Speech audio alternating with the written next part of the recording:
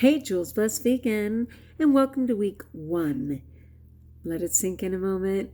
Week 1 of our 45-week countdown to the best version of ourselves in the new year. And for those of you who are new, you are right on time. There's never been a better time than now than to choose wellness. And for those doing the Raw and Rebounding Challenge, the 100-day, we are already down to day 91. There are only 9 days left until the new year, which is true for everybody. 9 days left until we proclaim the best version of ourselves for 2020, clear vision. People have huge expectations for 2020, like, wow.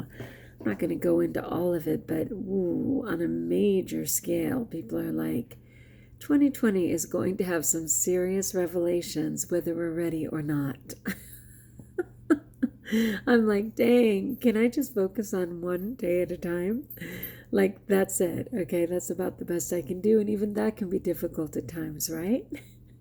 All right, so at the same time, we've also been doing our Advent Challenge, which I turned to random acts of kindness so that everybody can be comfortable in bringing a little bit of Christmas to everybody. And that's what random acts of kindness do.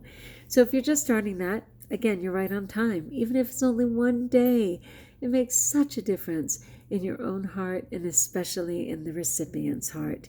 Even though it may not be revealed in that moment, trust that exponentially, that good energy going out into the universe matters.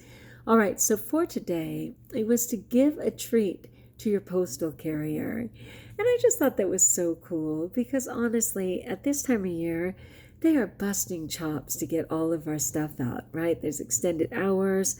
The United States Postal Office, if you still use them, are so busy competing with FedEx and UPS and everything else. It is a very difficult job, and especially if there's weather. I mean, even here in the high desert, and I'm only about 80 miles outside of Los Angeles, there is such extreme weather. It's amazing. I mean, the mornings are 26, and in the summertime, it can be 116, So it's very extreme, and those postal carriers are out there every day. So for me today, I just simply put a Christmas card, which I mailed, taped to the mailbox.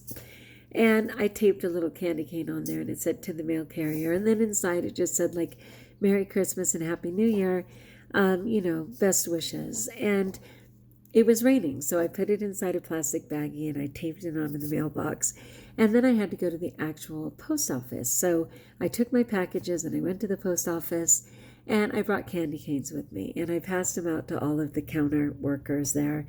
And they dug it. I'm not kidding you. The little kid came out like they were lining up. Is there one for me too? Praise God, yes. And so I was able to give those out. And then the funniest thing ever, and this is what I mean by whenever we take a risk to be kind or be godlike in our actions, He always rewards us. And so by the time I got home, I checked the mailbox, and the tape that I had used to tape the Christmas card was still on there, but the letter carrier had written thank you with a smiley face and put the tape back up for me to find, which was so cute. I mean, it made my day. And I thought, you know what, that's what's been so wonderful about these random acts of kindness, is that we've been mutually blessed, right? I don't know for you, a few of you have shared, but for everything I've done, it has more than come back to me. And that is so God, He encourages us to just be our best self, to be a little bit of light in the world, and the rewards are endless. So if you're in tomorrow, the random act of kindness for tomorrow is do something kind for yourself. Do something kind for yourself. And I know we had one of these a couple of weeks ago, but the thing is, it's not that easy, right? I mean, we're so busy serving others. I remember I barely even decided, and in fact, I didn't do something extra for myself. I just considered the things I do in my day and decided that that would be special enough. And this time I actually want to take time to do something kind for myself. And I had to consciously think about it and actually make the time to do it, honestly, because otherwise my day will get away from me. It's a tricky one. I'm not even sure. I'm going to have to pray about it, honestly. Because my lesser self immediately says, oh, good, so we can eat junk? It's like, what? How is that kind? Well, because we've been so good, can't we reward ourselves with toxic waste? Tempting, but no. Can you believe it? It's still new to me, you guys. Taking care of myself is still new to me. Like, instead of all of the riffraff and making up all of the exceptional things that I could do, to simply care for myself and stay on my plan for the day is enough. How about if I just try that? Like, honestly, oh my gosh, I'm out of school right now, yay, which is my job, so I get a couple of weeks off. And granted, we just had the weekend, and I was busy doing all the things I normally do for my weekend. But it's like, today was my first day home alone, without a plan or a schedule. I mean, I had a plan, but you know what I mean, not a schedule where bells are ringing every 2 hours, and I have all of the usual things I do. What I do in my hour drive there, what I do on my hour drive home, what I do in my 2-hour increments, how I deal with my half recess, etc. And I was a wreck.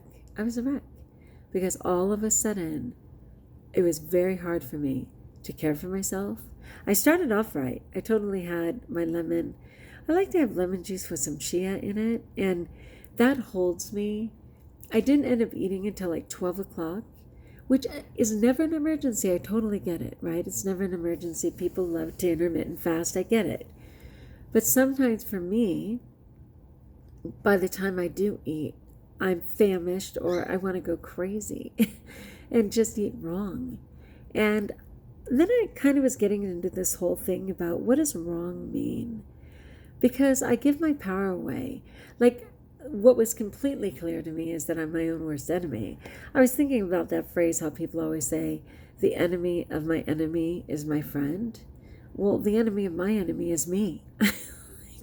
Like, seriously, no one can affect my choices and decisions, good or bad, like me, honestly, for myself. I'm going to pause you for half a second. Okay. Anyway, yeah, I had to get some water. You know what I always know is if I have anything cooked at all, I thirst to death. When I eat rich, live, lovely plants and vegetables, not only am I never thirsty, but I do drink, because if you followed me, you know I had my blood done, and I tend to go to dehydration, even with all my hydrated foods. But I'm never thirsty, and my stomach is never screwed up. I never have gas. I know people like to take like Beano or different supplements because they say if they eat fruit and vegetables, they're gassy and all of that. That is never my case. If I ever have gas, it's because I have been eating processed junk. That messes me up. Fruit and vegetables, never. I never feel bloated. I never feel sick to my stomach. I never have gas. I never get a stomach ache. I mean, it is so right for me. Why do I ever doubt it? Call me human. But it's been largely a very successful year, I have to say. And praise God, we still have 9 days left for me to just choose wellness. But honestly, I noticed that because sometimes I do let myself have cooked food, and every time I am up all night drinking water, begging for water. Like, it just absolutely takes so much more for my body to break down cooked food. That I am thirsting to death. My stomach is iffy. It's really funny. They say that because of the microbiome and your good bacteria and bad bacteria and all of those things going on in your stomach, depending on what it's used to is how it responds to what we eat. And I am telling you, fruit and vegetables for the win. Like, that is just never, ever a problem for me. I never feel more light, more able. You know, I was just thinking about that because as part of these random acts of kindness, I've chosen to be very physical in many ways, like helping that person pack up her classroom and lifting those 50-pound boxes, helping my husband, with a project that he needed, picking up 50-pound bags of feed, and rejoicing in how readily I can do that. Just literally heaving those things over my shoulder and just going for it. And of course, again, if you watch me at all, you know the insanity of the hours that I keep, right? Going to bed at midnight, 1 in the morning, 1:30, getting up at 5 o'clock, all of those things. But with the understanding that this coming year, my focus wants to be the word balance, because I've had very little. This past year, in doing the Tanny Raw Reset, if you don't know Tanny Raw, please look her up on any social media platform. She is a phenom, and she has a reset, which I'm going to talk about more later. But in doing the Tanny Raw Reset in January, we picked a word for the year, and mine was accountability, and I wanted to be accountable by making a Jules Blessed Vegan video every day this year, which, praise God, I did, and even made more than one.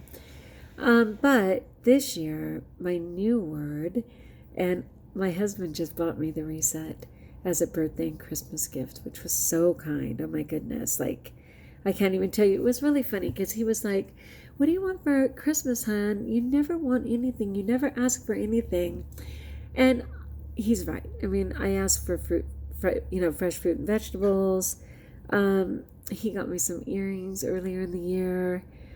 Sometimes I'll ask for school supplies. I don't ask for things. It's true, I don't. So he was like, "I can't stand it because there's nothing you ever want, and it's no fun for me." And I was like, "Well, I guess you could get me earrings, or if you go by the farm, you can get me some more citrus." I honestly couldn't think of anything. And on his own, he said, "Don't you need to do the Tanny Raw Reset in January?" And I was like, "Wait, what?" I said, "The Tanny Raw Reset, so yes." And he's like, "Okay, well, I would love to get that for you. Let's sit down and I'll pay for it right now." I'm like, okay, did I mention I'm in love with him and that he's Santa Claus? Because that only Santa could know the desire of your heart more than you knew.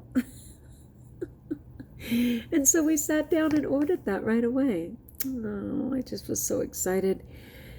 That's a way for me to care for myself. But it's kind of ironic because part of me, as quickly as I signed up, wanted to run for my life. Because again, it's that accountability. It's showing up in that room every day. It's sharing my truth, whether I'm doing well or not. It's choosing to make time for myself to watch the videos, to, plan out my food and stuff. And part of me was just like, "Oh, guy, I shouldn't have done it. I was going to quit my Jules Blessed Vegan channel, and I was going to hide, and now I'm stuck because now I'm going to have to show up." Like, it's really funny. I am always this dual nature. And I pray over time that this won't be my case, but it remains true. I'm only, a year and a half in. But I'm always fighting that dual nature that just says, do we have to be good? Yeah, we do. God has great plans. I was trying to think of my why, which is a really big focus in the Raw Reset and just in life. Why are you even trying for wellness? Why are you even trying for a different way of life? Why do you really want to be your best self in 2020? Why? And for me, it always comes back to the spiritual. And when I'm at church and I want to kneel comfortably. When I want to genuflect, I want to actually be able to not only touch my knee to the ground, but be able to get back up. So my why is to just continue to get strong and healthy and be able to serve. That's a huge part of my why. All right, my friends, like if you like, join us if you haven't. Subscribe. Tell me how you're doing so I can support you. Yay for 9 more days of this year to be the best version of ourselves. Let me know how you plan to get there. And until we talk again, best of all, know that you're, wait for it, blessed.